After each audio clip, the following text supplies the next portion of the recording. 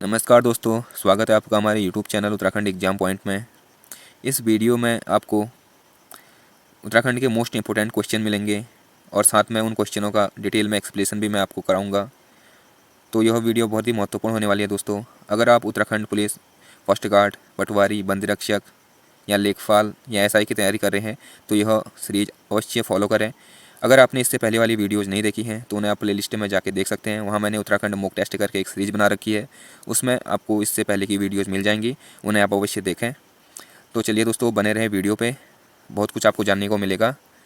तो चलिए पहला क्वेश्चन स्टार्ट करते हैं। पहला क्वेश्चन है दोस्तों, निम्न में से कौन सा स्थान देहरादून में स्थित नहीं है? तो ऑप्शन है दोस्तों लक्ष्मण सिद्ध, कालू सिद्ध, गुच्चू पानी, बुग्गा वाला। तो इसका राइट आंसर हो जाएगा दोस्तों ऑप्शन डी। जो ऑप्शन डी है दोस्तों बुग्गा वाला, यह देहरादून में स्थित नहीं है। बाकी के जो तीन ऑप्शन है लक्ष्मण सिद्ध, कालू सिद्ध और गुच्चू पानी, यह देहरादून के प्रसिद्ध स्थल है। तो इसके बारे में कुछ डिटेल में देखें तो दोस्तों, जो देहरादून में है चार सिद्ध हैं दोस्तों, ठीक है, चार सिद्ध हैं, जिसमें से दो सिद्ध यहाँ पे दे रखे हैं, लक्ष्मण सिद्ध और कालू सिद्ध। बाकी के दो सिद्ध हैं दोस्तों, वो है माणक सिद्ध और मांडू सिद्ध। और साथ ही जो ये कालू सिद्ध है दोस्तों, इसे पुत्रदाता के रूप में जाना जाता है। पुत्रदाता, अगर जिस दंपति के पुत्र नहीं है दोस्तों, अगर उन्हें पुत्र प्राप्ति चाहिए तो इस सिद्ध में आते हैं और यहाँ प्रार्थना करते हैं तो उन्हें पुत्र की प्राप्ति हो जाती है, ऐसी मान्यता है, ठीक है। और गुच्चू पानी की बात करें तो दोस्तों, इस गुच्चू पानी को रोबर्स गुफाएं भी कहते हैं, मतलब चोरों की गुफाएं भी कहते हैं गुच्चू पानी को, ठीक है। यह भी देहरादून में ही स्थित है, एक प्रसिद्ध पर्यटन स्थल है। और गुच्चू पानी से संबंधित जो डाकू था दोस्तों, मतलब इसे रोबर्स गुफा भी कहते हैं, रोबर्स केव। तो इस गुच्चू पानी से संबंधित जो डाकू था दोस्तों, वह सुल्तान डाकू था, याद रखना, पूछा जा सकता है ऑनलाइन में, सुल्तान डाकू, ठीक है। तो यह गुच्चू पानी के बारे में एक फैक्ट हो गया। थोड़ा देहरादून के बारे में जान लेते हैं दोस्तों। देहरादून की जो स्थापना हुई थी वह हुई थी 1817 में, ठीक है। 1817 में इसकी स्थापना हुई थी दोस्तों और इसे मेरठ मंडल का एक भाग बना दिया गया था। और बाद में 1975 में देहरादून को गढ़वाल मंडल का भाग बना दिया जाता है, ठीक है। तो यहाँ से क्वेश्चन आता है कि दोस्तों जो देहरादून है उसे गढ़वाल मंडल में कब मिलाया गया? तो याद रखना 1975 में। और जो देहरादून नगर निगम की स्थापना की गई थी दोस्तों, वह की गई थी दिसंबर 1998 में। तो जो देहरादून को नगर निगम बनाया गया था दोस्तों, वह बनाया गया था दिसंबर 1998। तो ये देहरादून के बारे में कुछ इंपॉर्टेंट फैक्ट थे, इन्हें याद रख लेना। और देहरादून में ही राजाजी नेशनल पार्क भी स्थित है, राजाजी नेशनल पार्क दोस्तों, वो भी देहरादून में ही स्थित है। इसकी स्थापना 1983 में होती है, ये भी याद रखना। और राजाजी नेशनल पार्क के क्षेत्रफल की बात करें तो दोस्तों इसका क्षेत्रफल 820 वर्ग किलोमीटर है, ठीक है। तो ये क्षेत्रफल भी याद रखना। अगला क्वेश्चन है दोस्तों, चंडी देवी और मनसा देवी का प्रसिद्ध मंदिर कहाँ स्थित है? तो ऑप्शन है देहरादून, नैनीताल, हरिद्वार, चमोली। तो इसका राइट आंसर हो जाएगा दोस्तों ऑप्शन सी। जो चंडी देवी है और मनसा देवी का जो प्रसिद्ध मंदिर है दोस्तों, वह हरिद्वार में स्थित है। और जो चंडी देवी मंदिर है यह पर्वत शिखर पर स्थित है, नील पर्वत शिखर, ठीक है। पूछा जा सकता है कि चंडी देवी का मंदिर किस पर्वत पर है? तो याद रखेंगे नील पर्वत शिखर पर चंडी देवी का मंदिर है। और मनसा देवी का जो मंदिर है दोस्तों, मनसा देवी का, यह विल्लव पर्वत पर स्थित है। बिल्लो पर्वत श्रृंखला जो पर्वत शिखर है उस पर स्थित है मनसा देवी का मंदिर, ये भी पूछा जा सकता है। और मनसा देवी की बात करें तो दोस्तों यह जतकारु ऋषि की पत्नी है। पूछा जा सकता है किसकी पत्नी है? तो जतकारु ऋषि की पत्नी है। और जो हरिद्वार में मनसा देवी मंदिर है दोस्तों, यहाँ माँ मनसा की अष्टनाग वाहिनी मूर्ति है। पूछा जा सकता है कि मनसा देवी मंदिर में जो माँ मनसा देवी की मूर्ति है वो किस प्रकार की है? तो अष्टनाग वाहिनी मूर्ति है, ठीक है। अष्टनाग की जो इसका प्रकार है दोस्तों, वह अष्टनाग वाहिनी मूर्ति है, ठीक है। तो ये इस जो प्रश्न थे इससे संबंधित कुछ इंपॉर्टेंट फैक्ट थे, इन्हें आप याद रखेंगे, पूछा जा सकता है। अगला क्वेश्चन है दोस्तों, उत्तराखंड लोक सेवा आयोग स्थित है। उत्तराखंड लोक सेवा आयोग यूकेपीएससी पूछ रखा है दोस्तों, यूकेपीएससी कहाँ स्थित है? ऑप्शन है नैनीताल, इलाहाबाद, हरिद्वार, देहरादून। तो इसका राइट आंसर हो जाएगा दोस्तों ऑप्शन सी। जो यूकेपीएससी है दोस्तों, वह हरिद्वार में स्थित है। और यूकेपीएससी की स्थापना की बात करें तो दोस्तों इसका गठन 14 मार्च 2001 में हुआ था, ठीक है। ये इसकी ऑफिशियल वेबसाइट में दिखाता है कि इसकी जो स्थापना हुई थी वो 14 मार्च 2001 में हुई थी। और जो परीक्षावाणी है दोस्तों, वहाँ पे दिखाता है कि अप्रैल 2001 बताया, तो आप 14 मार्च 2001 याद रखेंगे, ठीक है। और जो ये यूकेपीएससी है दोस्तों, इसमें जो टोटल सदस्य होते हैं वह 4 सदस्य होते हैं, जिनमें से 3 सदस्य होते हैं और एक अध्यक्ष होते हैं, ठीक है। तो यूकेपीएससी में 4 सदस्य होते हैं, 3 जो होते हैं वो सदस्य और एक अध्यक्ष होता है, ठीक है। इनको मिला के कुल 4 सदस्य होते हैं। और जो यूकेपीएससी है दोस्तों, इसके पहले अध्यक्ष की बात करें तो वह थे एनपी नवानी जी, ठीक है, ये भी याद रखेंगे। जो यूकेपीएससी के जो उत्तराखंड लोक सेवा आयोग है, इनके जो पहले अध्यक्ष थे वह एनपी नवानी जी थे, ठीक है। और आपको अभी बताना है क्वेश्चन कमेंट बॉक्स में, जो वर्तमान में उत्तराखंड लोक सेवा आयोग के अध्यक्ष कौन है, ठीक है, ये आपको कमेंट बॉक्स में बताना है। अगर इसका आंसर आपको नहीं आएगा तो कल वाली वीडियो में आपको दे दूँगा, अदरवाइज आप इसे सर्च करें, ठीक है, जिससे आपको फ़ायदा होगा। अगला क्वेश्चन की बात करें तो दोस्तों अगला क्वेश्चन है, व्यास गुफा उत्तराखंड में कहाँ स्थित है? व्यास गुफा, ऑप्शन है बद्रीनाथ, केदारनाथ, देवलगढ़, इनमें से कोई नहीं। तो इसका राइट आंसर हो जाएगा दोस्तों, जो व्यास गुफा है यह बद्रीनाथ के पास में स्थित है, ठीक है। तो व्यास गुफा बद्रीनाथ के पास में है, और इसके साथ साथ यहाँ कुछ और गुफाएं भी है, जैसे कि गणेश गुफा भी यहीं पे है दोस्तों, बद्रीनाथ के पास में गणेश गुफा याद रखेंगे। मुचकुंद गुफा भी यहीं है, राम गुफा, स्कंद गुफा, गरुड़ गुफा, तो ये सब गुफाएं बद्रीनाथ के आसपास चमोली में है, ठीक है। पहले एक बार और बता देता हूँ, याद रखना। एक तो व्यास गुफा हो गया, एक हो गया गणेश गुफा, एक हो गया मुचकुंद गुफा, एक हो गया राम गुफा, स्कंद गुफा और गरुड़ गुफा, ठीक है। तो ये सब गुफाएं भी बद्रीनाथ के आसपास में ही है। और केदारनाथ की बात करें तो इसके आसपास भी 2 गुफाएं हैं, जैसे एक हो गया भीम गुफा और ब्रह्म गुफा। तो याद पूछा जा सकता है भीम गुफा और ब्रह्म गुफा कहाँ है, तो याद रखेंगे वह भी केदारनाथ में है, ठीक है। तो अगला क्वेश्चन है दोस्तों, 5वां क्वेश्चन, प्रसिद्ध दून स्कूल की स्थापना किसने की थी? वेरी वेरी इंपॉर्टेंट क्वेश्चन है दोस्तों, प्रसिद्ध दून स्कूल। ऑप्शन है विजय लक्ष्मी पंडित, जवाहरलाल नेहरू, CR दास, उपरोक्त में से कोई नहीं। तो इसका राइट आंसर हो जाएगा दोस्तों ऑप्शन सी। जो दून स्कूल की स्थापना की थी दोस्तों वह CR दास ने की थी 1935 ईस्वी में। तो आप सन याद रखेंगे, डेट याद रखेंगे, 1935 में की गई थी दून स्कूल की स्थापना। इससे संबंधित एक फैक्ट है कि दोस्तों यह एशिया का पहला पंजीकृत स्कूल है। तो याद रखेंगे जो दून स्कूल है यह एशिया का फर्स्ट पंजीकृत स्कूल है, ठीक है, ये भी याद रखेंगे। और कुछ और स्कूलों की बात करें तो दोस्तों देहरादून में एक DAV कॉलेज भी है, ठीक है, DAV कॉलेज। तो इसकी स्थापना किसने की थी? इसकी स्थापना की थी 1902 ईस्वी में। 1902 ईस्वी में की थी ठाकुर पूर्ण सिंह नेगी ने, ये भी याद रखेंगे। जो DAV कॉलेज है, DAV कॉलेज यह देहरादून में स्थित है, इसकी स्थापना 1902 में की गई, ठाकुर पूर्ण सिंह नेगी, ये भी याद रखेंगे। और एक इंपॉर्टेंट क्वेश्चन और है दोस्तों, सेंट जोसेफ एकेडमी, तो ये याद रखेंगे, सेंट जोसेफ एकेडमी भी देहरादून में ही स्थित है, सेंट जोसेफ एकेडमी, और इसकी स्थापना 1934 में की गई थी, ठीक है।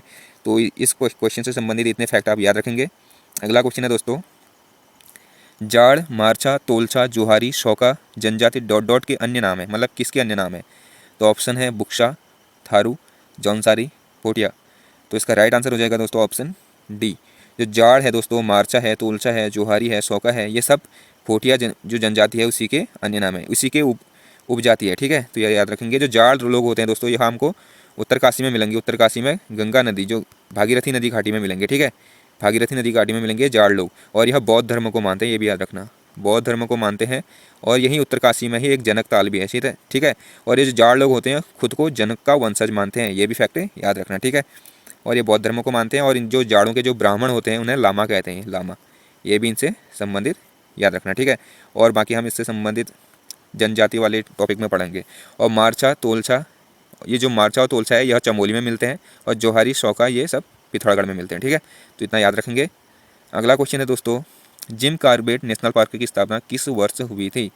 ऑप्शन है 1931, 1941, 1947, इनमें से कोई नहीं। तो इसका राइट आंसर हो जाएगा दोस्तों option D. Very important question है। जिम कॉर्बेट जो नेशनल पार्क है इसकी स्थापना 1936 में हुई थी, ठीक है। तो इनमें से कोई नहीं होगा इसका आंसर। 1936 में इसकी स्थापना हुई थी दोस्तों हैली नेशनल पार्क के नाम से। शुरुआत में इसका नाम हैली नेशनल पार्क था दोस्तों। फिर आज़ादी के बाद 1952 में इसे रामगंगा नेशनल पार्क कर दिया गया था, क्योंकि इसके बीचों बीच से रामगंगा नदी बहती है, ठीक है। तो इसे रामगंगा नेशनल पार्क कर दिया गया। और फिर 1955 में जो एक जिम कॉर्बेट जो एक नाम होता है, जिम कॉर्बेट दोस्तों प्रकृति प्रेमी होते हैं, ठीक है। तो उनका निधन हो जाता है केन्या में 1955 में। तो उन्हीं के याद में 1957 में 1957 में जो ये रामगंगा नेशनल पार्क था इसका नाम जिम कॉर्बेट नेशनल पार्क कर दिया गया, ठीक है। तो इतना आप इससे याद रखेंगे। और इसकी स्थापना मैंने आपको बता दिया। और इसके क्षेत्रफल की बात करें तो जो जिम कॉर्बेट नेशनल पार्क है इसका क्षेत्रफल 520 वर्ग किलोमीटर है। Very very important national park है दोस्तों, और आपको इसका क्षेत्रफल भी याद रखना है, ठीक है। तो 520 वर्ग किलोमीटर है, और यह 2 जनपदों में फैला है, ये भी आप याद रखेंगे। पूछा जा सकता है कि जिम कॉर्बेट नेशनल पार्क कितने जो जनपद है उनमें फैला है, तो याद रखेंगे 2, एक तो हो गया नैनीताल और एक हो गया पौड़ी। और जो इसका सर्वाधिक क्षेत्रफल है दोस्तों वह पौड़ी में फैला है, वो भी याद रखेंगे। जो जिम कॉर्बेट नेशनल पार्क का है इसका जो सर्वाधिक क्षेत्रफल है वह पौड़ी डिस्ट्रिक्ट में है, ठीक है। कितना पौड़ी में कितना है इसका क्षेत्रफल? तो जो जिम कॉर्बेट नेशनल पार्क है दोस्तों इसका जो क्षेत्रफल है 312 जो 312 वर्ग किलोमीटर है यह पौड़ी में है और बाकी का 208 वर्ग किलोमीटर नैनीताल में, ठीक है। और इसका जो प्रवेश द्वार है वो ढिकाला है, आपको पता ही होगा, रामनगर में पड़ता है, ठीक है, ढिकाला। अगला क्वेश्चन है दोस्तों, बागेश्वर जिले में निम्न में से कौन सा ग्लेशियर स्थित है? वेरी वेरी इंपॉर्टेंट क्वेश्चन है। यहाँ पे ऑप्शन है दोस्तों पिंडारी, कफनी, मैकतोली, ये सभी। तो इसका राइट आंसर हो जाएगा दोस्तों ऑप्शन डी। जो पिंडारी है, कफनी है, मैकतोली है, ये सब जो ग्लेशियर है दोस्तों यह बागेश्वर डिस्ट्रिक्ट में पड़ते हैं, ठीक है, बागेश्वर में पड़ते हैं, ये याद रखेंगे आप। और साथ में एक सुखराम याद रखना, सुखराम ग्लेशियर, ठीक है। एक सुंदर ढूंगा भी याद रखेंगे, सुखराम रखेंगे, पिंडारी रखेंगे, कफनी रखेंगे, मैकतोली रखेंगे, ये सब बागेश्वर में पड़ते हैं ग्लेशियर, ठीक है। और एक ट्रेल पास दर्रा है दोस्तों, ये भी याद रखेंगे इस क्वेश्चन से संबंधित। ट्रेल पास दर्रा है दोस्तों, यह बागेश्वर और पिथौरागढ़ के बीच में पड़ता है, ठीक है। और आपको ये बताना है कि जो ट्रेल पास है इसे पार करने वाली पहली महिला कौन थी, ठीक है, ये आपको बताना है कमेंट में। अगला क्वेश्चन है दोस्तों 9वां क्वेश्चन है, अल्मोड़ा मुद्राएं किस राजवंश से संबंधित है? ऑप्शन है चंद, कत्यूरी, कुड़िंद, ये सभी। तो इसका राइट आंसर हो जाएगा दोस्तों ऑप्शन सी। जो अल्मोड़ा मुद्राएं हैं दोस्तों यह कुड़िंद राजवंश से संबंधित है। आपको पता होगा कुड़िंद राजवंश की 3 प्रकार की मुद्राएं मिली। एक तो थी अल्मोड़ा प्रकार की मुद्राएं, एक थी अमोघभूति प्रकार की मुद्राएं, अमोघभूति, ठीक है, जो कुड़िंद राजवंश का एक प्रतापी राजा था, और एक थी छत्रेश्वर, कहीं पे छत्रेश्वर लिखा होता है, कभी छत्रेश्वर प्रकार की मुद्राएं, ठीक है। तो जो कुड़िंद राजवंश की 3 प्रकार की मुद्राएं मिली थी, एक अल्मोड़ा, एक अमोघभूति, एक छत्रेश्वर, ठीक है। तो ये याद रखेंगे आप, अमोघभूति एक कुड़िंद वंश का एक प्रतापी शासक था, ठीक है। तो दोस्तों इसमें मैं आपको जितने भी क्वेश्चनों के साथ जो एक्स्ट्रा फैक्ट बता रहा हूँ उन्हें आप नोट डाउन कर लें अगर आपको नहीं आते हैं, ठीक है। तो वो वेरी इंपॉर्टेंट क्वेश्चन है, आपको यहाँ से डायरेक्ट एग्जाम में क्वेश्चन देखने को मिल जाएगा, ठीक है। और चैनल को अवश्य सब्सक्राइब कर लें दोस्तों, अगर आपने चैनल सब्सक्राइब नहीं किया है तो उसे अवश्य सब्सक्राइब कर लें, क्योंकि मैं देखता हूँ जो इसमें से अधिकांश जो बच्चे हैं जो इस जो वीडियो है इसे देखते हैं, परंतु उन्होंने अभी तक चैनल को सब्सक्राइब नहीं किया है, तो अवश्य सब्सक्राइब कर लें। अगला क्वेश्चन है दोस्तों, उत्तराखंड स्पर्श गंगा अभियान की ब्रांड एम्बेसडर है कौन थी दोस्तों, ठीक है। तो इसमें ऑप्शन है लारा दत्ता, प्रियंका चोपड़ा, दोनों, उपरोक्त में से कोई नहीं। तो इसका राइट आंसर हो जाएगा दोस्तों ऑप्शन डी। जो स्पर्श गंगा अभियान था दोस्तों इसकी जो ब्रांड एम्बेसडर थी वो हेमा मालिनी दी थी, ठीक है, हेमा मालिनी। तो याद रखना ब्रांड एम्बेसडर स्पर्श गंगा अभियान की हेमा मालिनी थी। तो इसके संबंधित कुछ इंपॉर्टेंट फैक्ट जान लेते हैं दोस्तों। जो स्पर्श गंगा अभियान था दोस्तों इसकी शुरुआत हुई थी 17 दिसंबर 2009 से, ठीक है, ये याद रखेंगे आप।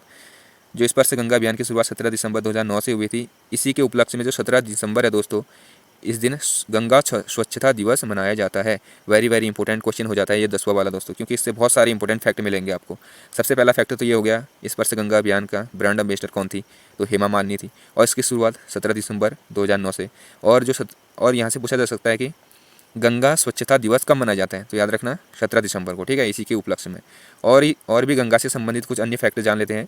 तो जो गंगा नदी है दोस्तों इसे राष्ट्रीय नदी घोषित किया गया था 4 नवंबर 2008। ये पूछा गया है क्वेश्चन है दोस्तों कि गंगा नदी को राष्ट्रीय नदी कब घोषित किया गया था, 4 नवंबर 2008, फर्स्ट गार्ड के पेपर में पूछ लिया गया है, ठीक है। और अगला क्वेश्चन, और इससे संबंधित कुछ और फैक्ट जान लें तो नमामि गंगे ये भी पूछा गया है, ठीक है दोस्तों। नमामि गंगे अभियान की शुरुआत कब से की गई, तो याद रखना नमामि गंगे जो अभियान है इसकी शुरुआत 7 जुलाई 2016 से की गई थी, ठीक है। नमामि गंगे की शुरुआत 7 जुलाई 2016 से की गई थी। और एक था स्वच्छ गंगा मिशन, इसकी शुरुआत कब से की गई स्वच्छ गंगा मिशन, तो याद रखना स्वच्छ गंगा मिशन की शुरुआत 2009 अक्टूबर 2009 से की गई थी, ठीक है। इतने फैक्ट आप याद रखना इस क्वेश्चन से संबंधित। अगला क्वेश्चन है दोस्तों, आज मैंने क्वेश्चनों की संख्या थोड़ा बढ़ा दी है दोस्तों, क्योंकि 10 क्वेश्चन थोड़ा कम हो जा रहे हैं। अगर आप इस वीडियो को देखते हैं तो आपको थोड़ा ज़्यादा बेनिफिट मिलना चाहिए, इसलिए मैंने आपको क्वेश्चनों की संख्या बढ़ा दी, ठीक है। आज से इस जो वीडियो है जो दोस्तों इसमें 15 क्वेश्चन आएंगे, ठीक है। तो ये क्वेश्चन है उत्तराखंड में नानक सागर स्थित है, very very important question. Nanak Sagar कहाँ स्थित है, ऑप्शन है देहरादून, चमोली, यूएस नगर, उपरोक्त में से कोई नहीं। तो इसका जो राइट आंसर हो जाएगा दोस्तों वो हो जाएगा ऑप्शन सी। जो नानक सागर है उधमसिंह नगर है, ठीक है, उधमसिंह नगर में स्थित है। तो यहाँ से एक वेरी वेरी इंपॉर्टेंट क्वेश्चन आ जाता है दोस्तों कि नानक सागर किस नदी पर स्थित है, मतलब किस नदी पर बना है। तो आपने पढ़ा होगा अक्सर नंधौर नदी, ठीक है, नंधौर नदी तो है ही। तो अगर जब आप स्टेनोग्राफर का पेपर देखेंगे 2000 जो इसी साल मतलब मार्च 2021 में हुआ था शायद, ठीक है, मैंने दिया था, हाँ मैंने दिया था वो पेपर, मार्च नहीं पता नहीं, मतलब जो स्टेनोग्राफर का अभी रिजल्ट आना है 158 जो पद थे जो 158 उनका जो रिजल्ट आना है उसमें पूछा था, मेरी वाली शिफ्ट में पूछा था कि नानक सागर किस नदी पर बना है, तो वहाँ पे नंदौर नदी नहीं थी। ठीक है, तो आपको याद रखना है जो पुराणों में दोस्तों दिया गया है कि जो नानक सागर है वह सरयू नदी के तट पर है। ठीक है, सरयू आप पूछेंगे सरयू तो बागेश्वर में बहती है। ठीक है, तो जो ग्रंथों में है, प्राचीन ग्रंथों में, तो वहाँ पे सरयू नदी है, तो याद रखेंगे सरयू नदी। और आयोग ने भी ये आंसर को सही माना था। ठीक है, और जो ये यूएस नगर का ऑफिशियल साइट है उसमें भी सरयू दिए रखा है। ठीक है, हालांकि मेरा इसमें सिलेक्शन हो गया था। ठीक है, मेरे 69 मार्क्स थे तो मेरा सिलेक्शन हो गया था। ठीक है, इस वाले पेपर में। तो याद रखना आपको नानक सागर यूएस नगर में है, नंदौर और सरयू नदी दोनों याद रखना। ठीक है, अगला क्वेश्चन करते हैं दोस्तों। धौली गंगा तथा काली नदी का संगम बनता है, तो इसमें ऑप्शन है साकम कैलाश में, धारचूला में, तिंजांग में, खेला में। तो आपको याद होगा धौली गंगा और काली नदी का संगम कहाँ पे होता है, तो खेला नामक स्थान पर होता है। ऑप्शन डी राइट आंसर हो जाएगा। ठीक है, और इसके साथ गोरी और काली नदी का संगम कहाँ पे होता है, तो गोरी और काली का संगम जौलजीबी पे होता है। ठीक है, जौलजीबी तवाघाट नामक स्थान पे होता है, जहाँ पे एक फेमस जौलजीबी का मेला भी लगता है। ठीक है, उसकी शुरुआत कब से होती है, 1914 से। जौलजीबी मेले की शुरुआत कब से होती है दोस्तों, 1914 से। आपको क्वेश्चन बताना है कमेंट में कि जो ये जौलजीबी मेला होता है दोस्तों, जो गोरी और काली नदी के संगम पर लगता है, उसकी शुरुआत किसने की थी, उस व्यक्ति का नाम बताना है जिसने उसकी शुरुआत की थी। 1914 से तो शुरुआत हुई थी, परंतु आपको उस व्यक्ति का नाम बताना है। ठीक है, और एक क्वेश्चन और बताना है, चलो कोई व्यक्ति का नाम मैं बता देता हूँ आपको। ठीक है, गजेंद्र बहादुर पाल थे। ठीक है, तो याद रखना गजेंद्र बहादुर पाल ने की थी जौलजीबी मेले की शुरुआत। आपको एक और क्वेश्चन देता हूँ मैं, जो ये धौली गंगा परियोजना है दोस्तों, ये कब से चालू हुई, मतलब इसकी शुरुआत कब से हुई धौली गंगा परियोजना, ये आपको बताना है। ठीक है, कमेंट बॉक्स में, इजी क्वेश्चन है। अगला क्वेश्चन है दोस्तों, सुरक्षा परिषद में कितने सदस्य हैं। ये थोड़ा अलग क्वेश्चन आ गया दोस्तों, उत्तराखंड के बहुत सारे क्वेश्चन हो गए थे। मैंने सोचा आजकल क्यों ना जो यूक्रेन और रूस का युद्ध चल रहा है, तो जो यूएनओ है वह बहुत चर्चा में है, सुरक्षा परिषद। ठीक है, तो जिसका सदस्य भारत भी है अभी प्रेजेंट में।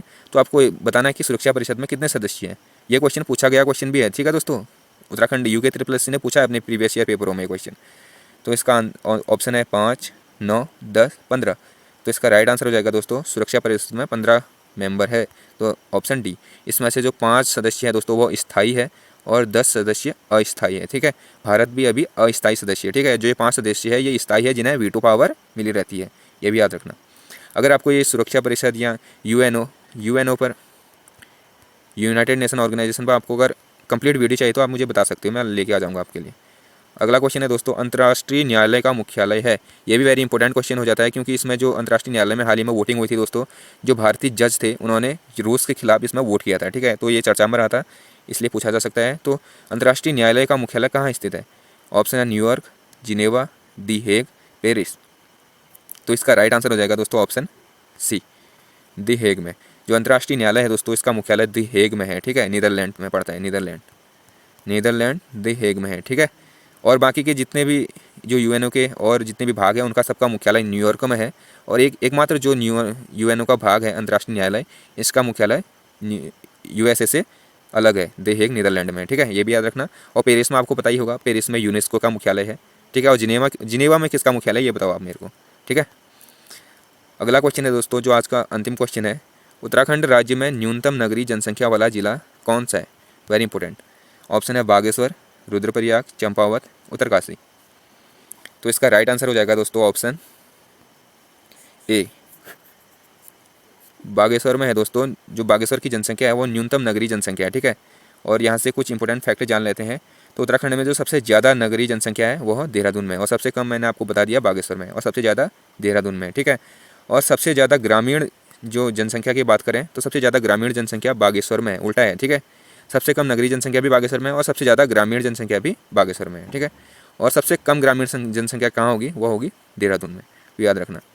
ठीक है, और अगले क्वेश्चन इससे संबंधित और अगले फैक्ट की बात करें तो जो 2011 की जनगणना हुई थी दोस्तों, उसमें मैं आपको बता दूं कि जो नगरीय जनसंख्या प्रतिशत थी, जो ग्रामीण जनसंख्या प्रतिशत थी वह 69% थी। ठीक है, और जो नगरीय जनसंख्या प्रतिशत थी वह 30% थी। ठीक है, जबकि जो 2001 में हुआ था तब जो ग्रामीण जनसंख्या थी वह 74% थी और नगरीय जो जनसंख्या थी वह 25% थी।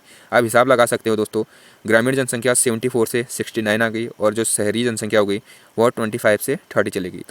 तो ये कितना ज़्यादा ग्रामीण जो जनसंख्या है उसका ह्रास हो रहा है, मतलब पलायन ज़्यादा हो रहा है ना, लोग गांव से छोड़ के वहाँ चले जा रहे हैं शहरों की ओर। तो आप इस हिसाब से लगा सकते हो, क्योंकि 2001 की जनगणना के अनुसार जो ग्रामीण जनसंख्या थी वो 74% थी, जबकि 2011 में यह 69% हो जाती है। वेरी इंपॉर्टेंट क्वेश्चन है दोस्तों। यहाँ से पूछा जाता है क्वेश्चन कि उत्तराखंड में 2011 की जनगणना के अनुसार ग्रामीण जो जनसंख्या परसेंटेज है वो कितनी है, तो याद रखना 69% है, ठीक है। और जो शहरी है वो 30% है। ठीक हो गया, इतना याद रखेंगे आप।